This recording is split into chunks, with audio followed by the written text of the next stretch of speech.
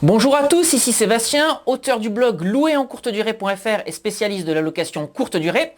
Je vous souhaite la bienvenue dans cette vidéo dans laquelle je souhaitais qu'on fasse le point et surtout qu'on voit la différence entre la location courte durée et la location saisonnière.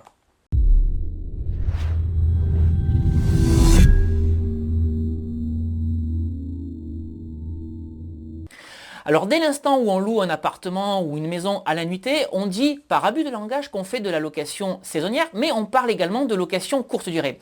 Et en ce qui me concerne, je fais vraiment la différence entre ces deux modes d'exploitation et je vais vous expliquer pourquoi dans cette vidéo.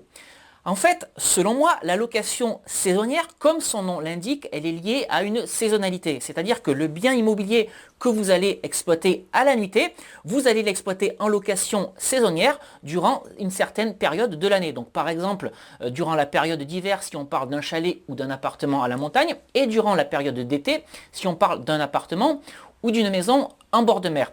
Contrairement à ça, la location courte durée peut...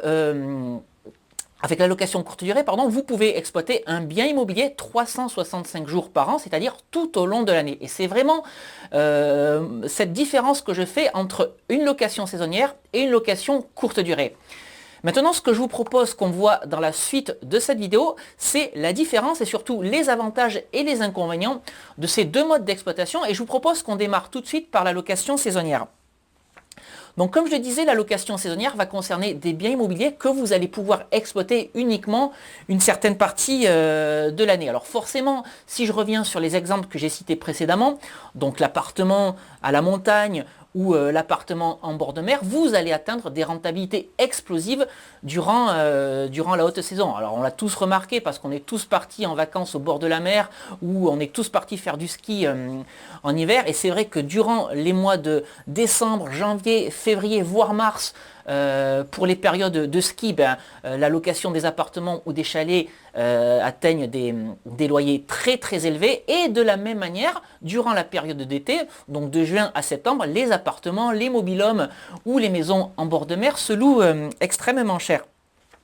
Mais ce qu'il faut voir en fait avec cette activité de location saisonnière entre guillemets toujours, c'est que votre activité non seulement elle est liée à une saisonnalité, mais elle va être également liée à une météo. On a tous vu des professionnels du tourisme être embêtés parce qu'il fait un temps épouvantable durant l'été, donc forcément les touristes boudent les bords de mer. Et on a également vu des professionnels du tourisme à la montagne être très très inquiets parce que durant la période d'hiver, la neige n'est pas au rendez-vous. Et donc les caprices de la météo peuvent avoir un impact direct sur l'exploitation de vos biens immobiliers en location saisonnière. Donc il faut vraiment être conscient de ça. La météo peut avoir un impact sur votre rentabilité et sur votre cash flow.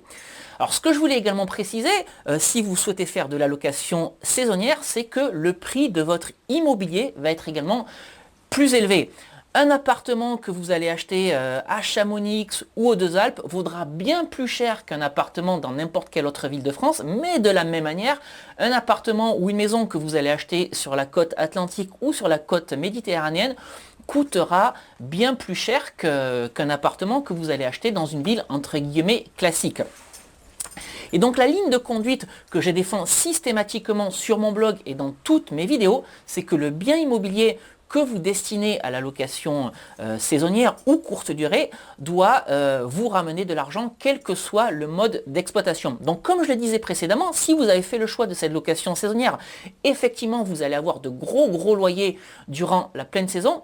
Maintenant, durant la faible saison, il faut vraiment se poser la question, est-ce que l'appartement ou la maison que vous avez acheté bien plus cher que ce que vous aurez pu acheter dans une ville entre guillemets classique va continuer à vous rapporter de l'argent si durant cette basse saison, vous l'exploitez en location traditionnelle, donc avec un locataire à l'année. Ça, c'est vraiment pas si sûr que ça. Donc pour en être certain, bien entendu, il faut faire une étude de rentabilité avant de se positionner sur un bien, mais il faut quand même garder ça en tête. Soyez bien conscient que votre bien immobilier, pour minimiser le risque, doit être rentable toute l'année, quel que soit le mode d'exploitation. Et donc dès l'instant où vous achetez de l'immobilier, moi je pars du principe que cet immobilier doit être un actif. C'est-à-dire que ce bien immobilier doit vous rapporter de l'argent tous les mois encore une fois, posez-vous la question, est-ce que ce bien immobilier continue à être un actif en basse saison? Alors bien entendu, si l'objectif en achetant un appartement ou une maison à la mer ou un appartement ou un chalet à la montagne, c'est d'acheter une résidence secondaire dans laquelle vous souhaitez passer quelques week-ends ou quelques semaines ou quelques vacances avec votre famille, il n'y a aucun souci là-dessus, tout ce que je viens de dire ne vous concerne pas. Maintenant, si votre objectif principal c'est d'atteindre de grosses rentabilités et du cash flow, il faut alors se poser la question sur la rentabilité de cet investissement locatif et vraiment se poser la question, est-ce que c'est une bonne chose que d'acheter un bien immobilier qui va être, dont l'exploitation va être liée non seulement à une saisonnalité, mais également à la météo. Ce qui m'amène donc à la seconde partie de cette vidéo, la location courte durée, que je distingue donc de cette location saisonnière, parce qu'avec un bien immobilier que vous allez exploiter en location courte durée, vous allez pouvoir louer ce bien immobilier toute l'année, 365 jours par an. Et ce que je voulais préciser par rapport à cette location courte durée, c'est que le prix de cet immobilier va être encore moins élevé. C'est ce que je les ai expliqué il y a quelques instants. Le bien immobilier dans une ville classique, entre guillemets, sera beaucoup moins cher qu'un bien immobilier à la mer ou à la montagne. Alors bien entendu, il va y avoir des disparités entre les grosses villes, Toulouse, Bordeaux, Montpellier, Strasbourg, et les villes de moindre envergure, Clermont-Ferrand, Limoges, Pau, Tarbes, etc. Mais en tout cas, le prix de l'immobilier sera moins élevé. L'avantage également d'acheter un bien immobilier en location courte durée dans une ville traditionnelle, c'est que si pour une raison X ou Y, vous décidez d'arrêter la location courte durée, tout simplement parce que ça vous demande trop de temps de gestion, parce que ça ne vous intéresse plus, vous avez la possibilité dans ces villes de revenir plus facilement à un mode d'exploitation classique, parce que je parle de Toulouse, de Montpellier, de Tarbes ou encore de Pau, il y a forcément des gens qui vont avoir besoin de se loger à l'année, et donc il sera bien plus facile de changer de mode d'exploitation. Alors je voulais également revenir sur le fait que l'investissement locatif dans des villes traditionnelles va être moins important. Et moi je pars du principe que quitte à mettre 100 000 euros sur la table, donc je prends 100 000 euros vraiment pour cas d'école, vaut peut-être mieux acheter deux biens immobiliers à 50 000 euros dans une ville traditionnelle plutôt que de mettre 100 000 euros en bord de mer ou à la montagne. Pourquoi ? Dans un premier temps, comme je l'évoquais, dans une ville traditionnelle, vous allez pouvoir choisir plus facilement votre mode d'exploitation et il ne sera pas lié à une saisonnalité. Mais avec 100 000 euros dans une ville, je prends le cas de Tarbes ou de Pau par exemple, vous avez la possibilité d'acheter deux biens immobiliers qui vont vous rapporter du cash flow tous les mois. Donc je pars du principe vraiment que dans ces deux villes, pour 100 000 euros, on peut facilement atteindre 500 euros de cash flow avec deux appartements. Ce qui veut dire que pour 100 000 euros, vous pouvez avoir 1 000 euros de cash flow tous les mois. Maintenant, posez-vous cette question, avec 100 000 euros d'investissement à la mer ou à la montagne, est-ce que je suis capable d'avoir 1 000 euros de cash flow tous les mois, tout au long de l'année? Franchement, je ne suis pas convaincu de ça. En tout cas, une étude de rentabilité s'impose fortement. Voilà donc tout ce que je voulais partager avec vous dans cette vidéo. Et puis je voulais conclure par une dernière chose.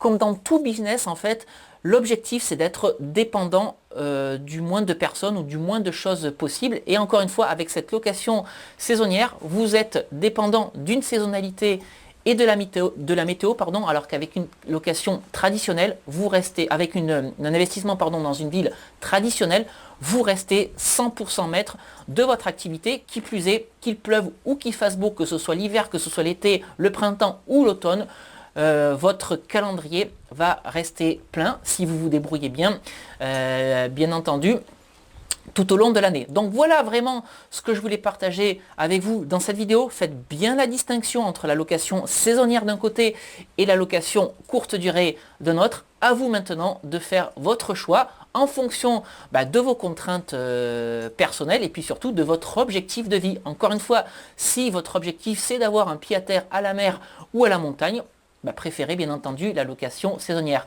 Maintenant, si votre objectif c'est d'investir et de ramener le plus de cash flow tous les mois, préférez la location courte durée. J'espère que cette vidéo vous aura aidé à faire le choix dans le mode d'activité que vous souhaitez faire pour louer vos biens immobiliers à la nuitée. Si cette vidéo vous a plu, n'hésitez pas à la liker, puis n'hésitez pas non plus à la partager. Puis si vous souhaitez en savoir plus sur l'immobilier et la location courte durée, n'hésitez pas à me suivre sur mon blog ou sur ma chaîne YouTube. Vous pouvez vous abonner, c'est totalement gratuit et ça vous permettra de rejoindre une communauté de plusieurs milliers de personnes passionnées d'immobilier et de location courte durée. Et puis si vous ne l'avez pas encore fait, vous pouvez télécharger gratuitement les 2 e-books que j'ai rédigés, Convaincre la banque mode d'emploi et doubler son salaire avec la location courte durée. Pour télécharger ces 2 e-books, c'est très simple. Cliquez simplement sur le petit i qui va apparaître en haut à droite de la fenêtre de cette vidéo. Et puis si vous trouvez sur YouTube, je vous mets les liens de téléchargement dans la description juste en dessous de cette vidéo. Allez, je vous quitte ici pour aujourd'hui et on se retrouve très rapidement pour une nouvelle vidéo sur louerencourtedurée.fr. À très bientôt. Ciao.